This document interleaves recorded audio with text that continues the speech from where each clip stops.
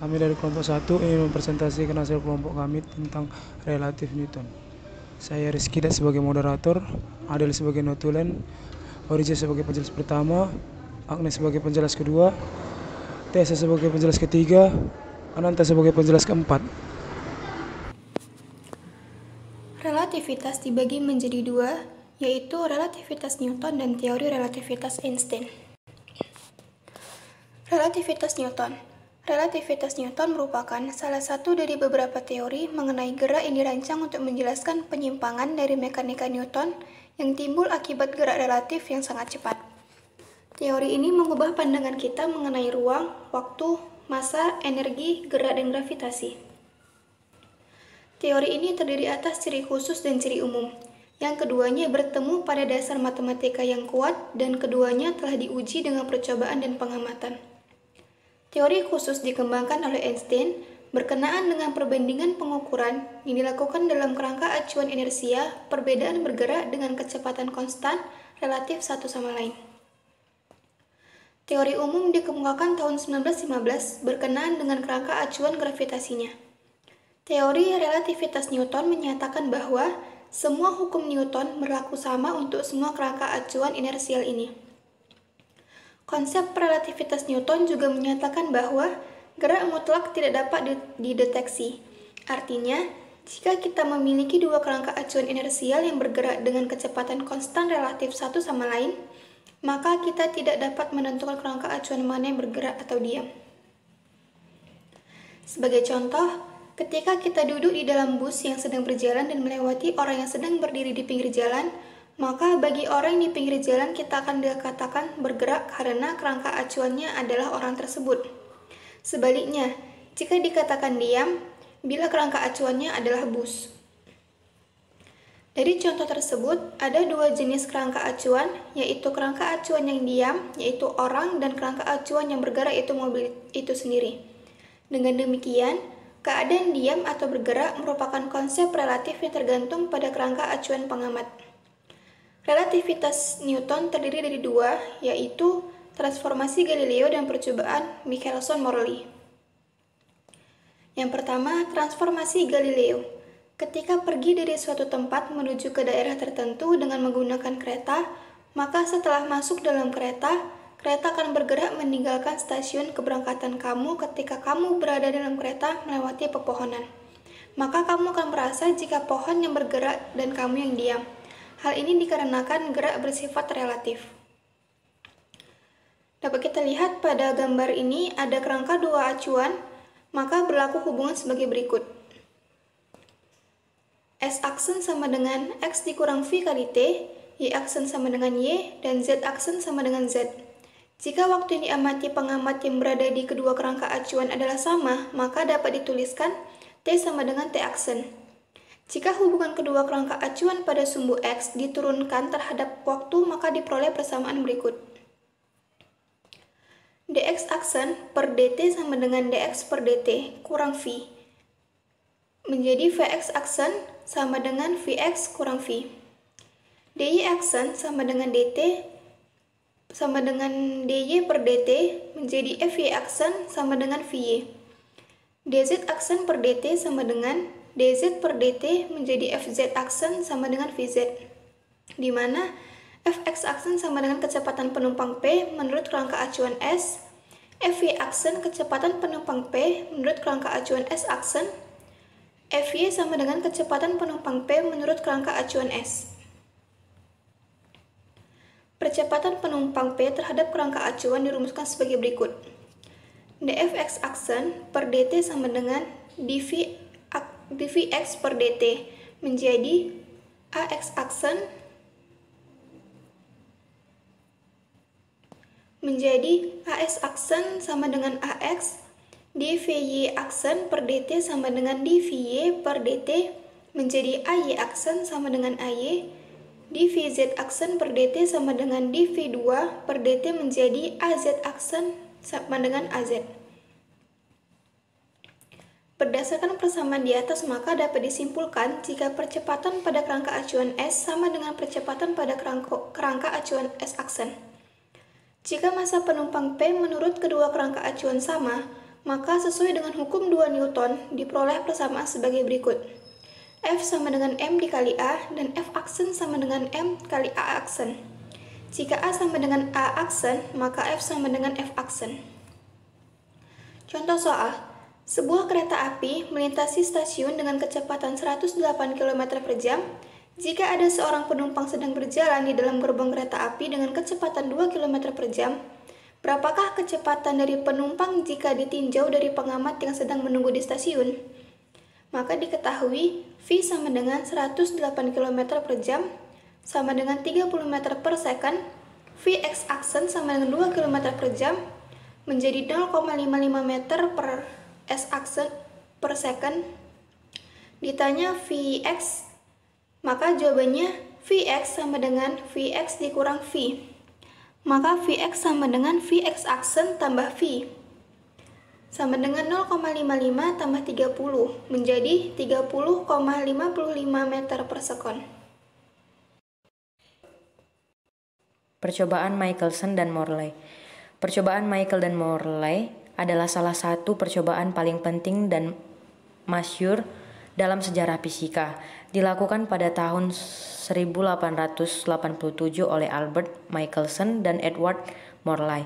Dalam percobaan ini, Michelson dan Morley berusaha mengukur kecepatan planet bumi terhadap ether, yang pada waktu itu dianggap sebagai medium perambat gelombang cahaya. Analisis terhadap hasil percobaan menunjukkan kegagalan pengamatan pergerakan bumi terhadap ether. Berikut ini adalah ringkasan percobaan Michelson dan Morley. 1. Percobaan Michelson-Morley dirancangkan untuk mengukur kecepatan ether menggunakan interferometer. 2. Ether yaitu medium perambat cahaya sehingga dapat sampai ke bumi. Yang ketiga ialah Michelson dan Morley mengganti pola interferensi yang terjadi. Jika ether ada, maka akan terjadi pergeseran pola interferensi. 4. Hasilnya menunjukkan bahwa cahaya dalam arah tegak lurus tidak ada perbedaan. 5. Anggapan bahwa bumi bergerak terhadap ether itu tidak benar, dan jika ether diasumsikan bergerak bersama-sama dengan bumi, maka tidak sesuai dengan kenyataan. 6. Menurut Bradley, untuk dapat melihat bintang yang berada di atas kepala dengan satu teropong, seseorang harus memasang teropong dengan sudut A terhadap arah gerak bumi, sehingga A sama dengan V per C. Kesimpulan dari percobaan Michelson dan Morley: 1. Tidak ada terdapat ether. 2. Cahaya merambat tanpa menggunakan medium. Yang ketiga, kecepatan cahaya sama besar dalam segala arah dan tidak tergantung dari kerangka acuan pengamat. Berikut ini ialah skema percobaan Michelson dan Morley. B. Teori relativitas Einstein. Teori relativitas adalah teori yang membahas mengenai kecepatan dan percepatan yang diukur secara berbeda melalui kerangka. 1. Postulat Einstein. Einstein mengemukakan dua postulat dalam relativitas khusus, yaitu postulat pertama dan postulat kedua. 1. Postulat pertama. Hukum-hukum memiliki bentuk yang sama pada kerangka acuan. Postulat ini dikemukakan karena tidak adanya kerangka acuan universal sebagai acuan mutlak dan merupakan perluasan relativitas Newton untuk memasukkan tidak hanya hukum mekanik tetapi juga hukum fisika lainnya termasuk listrik dan magnet. 2. Postulat kedua. Kelajuan cahaya di ruang hampa ke segala arah adalah sama untuk semua pengamat, tidak tergantung pada gerak sumber cahaya maupun pengamat. Postulat kedua memiliki implikasi yang sangat luas di mana kecepatan, panjang, waktu, dan massa partikel semuanya bersifat relatif, sehingga relativitas Newton dan transformasi Galileo tidak berlaku lagi. Rumusnya ialah menurut Newton, V sama dengan V1 ditambah V2, menurut Einstein, V sama dengan V1 tambah V2 per 1 V1 kali V2 per C pangkat 2. Contoh soalnya ialah dapat kita lihat di sini. Pesawat angkasa 1 berkecepatan 0,9 terhadap bumi. Jika pesawat 2 bergerak melewati pesawat 1 dengan kecepatan relatif 0,5 terhadap pesawat 1, berapakah kecepatan pesawat 2 terhadap bumi? Maka diketahui ialah V1 sama dengan 0,9, V2 sama dengan 0,5. Yang ditanya ialah V atau kecepatan pesawat. Dijawab V sama dengan V1 tambah V2 per 1 tambah V1 kali V2 per C pangkat 2. Maka kita masukkan V1 yaitu 0,9C ditambah 0,5 yaitu V2-nya per 1 ditambah 0,9C dikali 0,5C per C pangkat 2. Maka hasilnya ialah 1,4C per 1 tambah 0,45C pangkat 2 per C pangkat 2. Maka 1,4C per 1,45. Jadi kecepatan pesawat 2 terhadap bumi ialah 0,965C.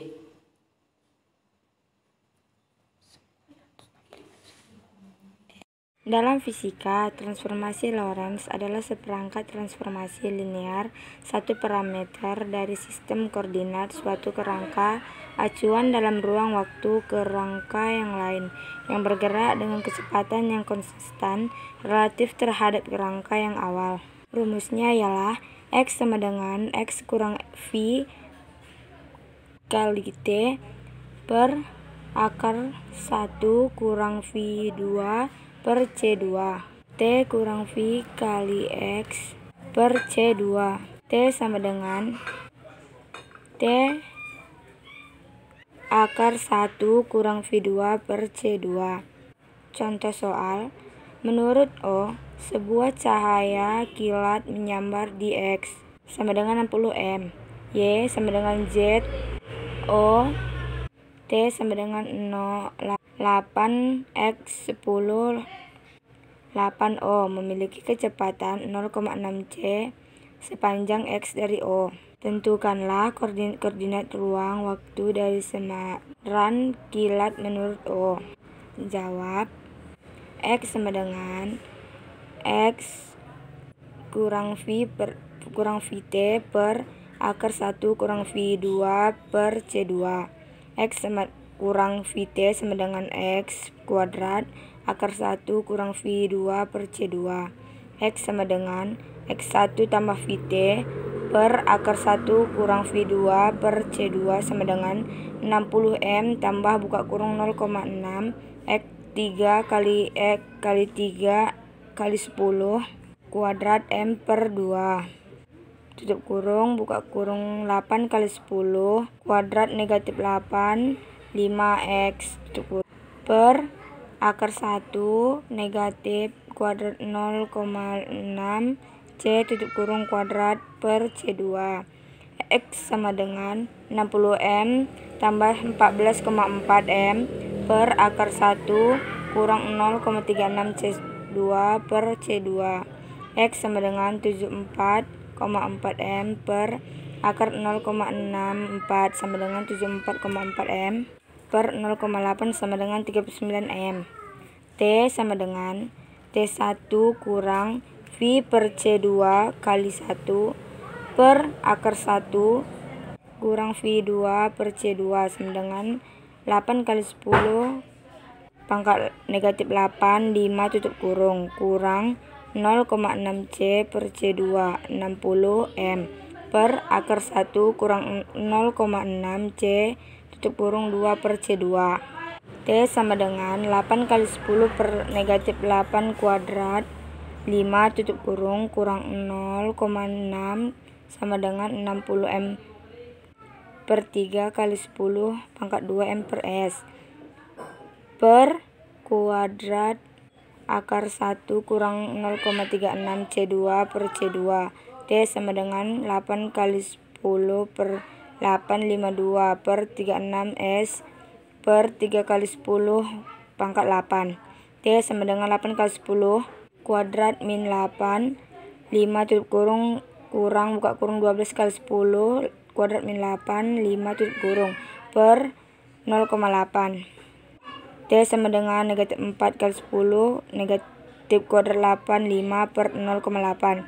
T sama dengan 5 kali 10 negatif 8 5. Y sama dengan 0.